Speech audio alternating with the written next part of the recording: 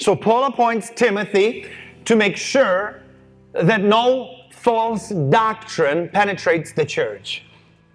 And Timothy, history tells us, grew the church to about 4,000 people. In a pagan city like Ephesus, it was a powerful community that was changing the culture of that city.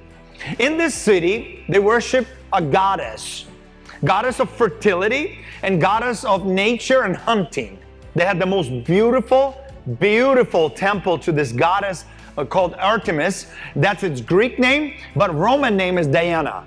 People would come from all over to see that temple. And on the way back, they could buy themselves a souvenir, and they could buy themselves a goddess statue. And so these silversmiths and these artisans would create these little statues, and they would have priests bless these statues, and they would sell them to people, and these people would take it into their home and then worship the goddess of fertility and of hunt.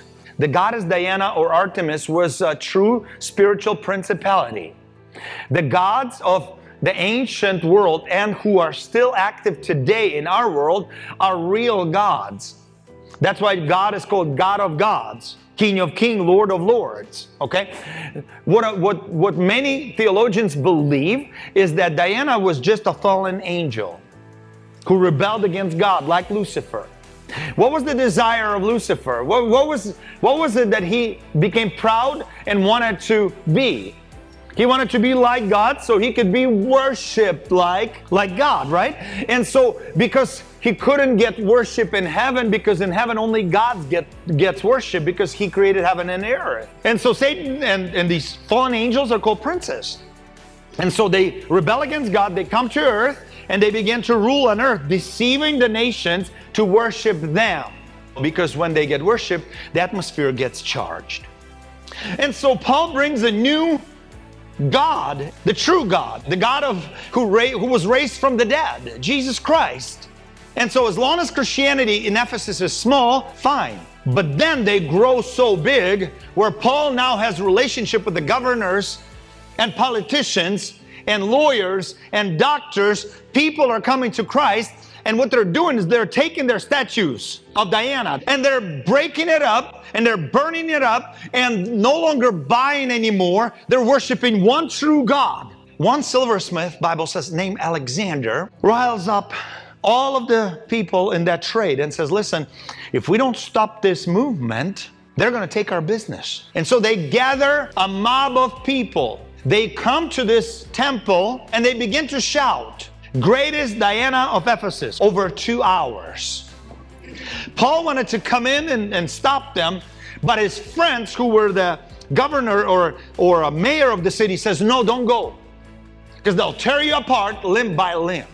You remember that?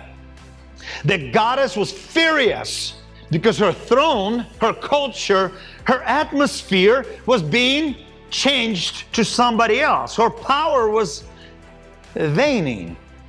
And the power of Jesus in the city, in the culture, was growing. Why did they yell for 2 hours? They were worshiping the name of Diana. Greatest Diana of Ephesus. Great, right? They were charging back. They were taking back spiritual territory. You don't understand that when worship music plays in your house, when prayers are said in your house, when the Word of God is read in your house, you're charging the atmosphere. When we come together and when we sing together, guess what we're doing? We're not just singing, oh, I enjoyed the music. No. We're charging atmosphere. God inhabits the praises of His people. Now, God is everywhere, okay? But He's not going to be like forcing Himself into your house if you don't want Him there. And so when you begin to worship, when you begin to pray and read the Bible with your kids, what happens is you charge the atmosphere, and it, in some way, it opens like a doorway, window of heaven, or some people call it portal. It opens a window of heaven over your home. Okay? Now, if you have other things in your home, some people, as a pastor, I have people come to me and say, Pastor, I have something living in my home other than some kind of a demon. When I sleep, something bangs on kitchen cabinets, doors, and there's nobody there. One guy said, somebody was throwing shoes at me and there was nobody in the house. You've heard me say that before. Somebody was throwing shoes at me. And I said, what is in your house that maybe is charged by another spirit other than God? Some of us, we're so naive, we think it's innocent. They're just selling us a statue of some kind of a Buddha, of some kind of a demon god or whatever, or Vishnu or some other.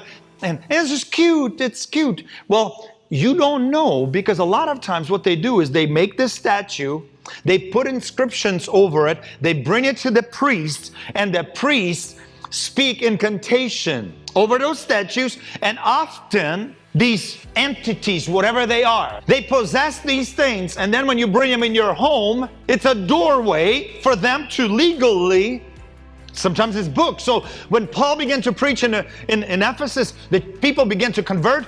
The first thing they begin to do, they begin to throw out and burn the magic books with magic incantations. Then they begin to burn and break the statues.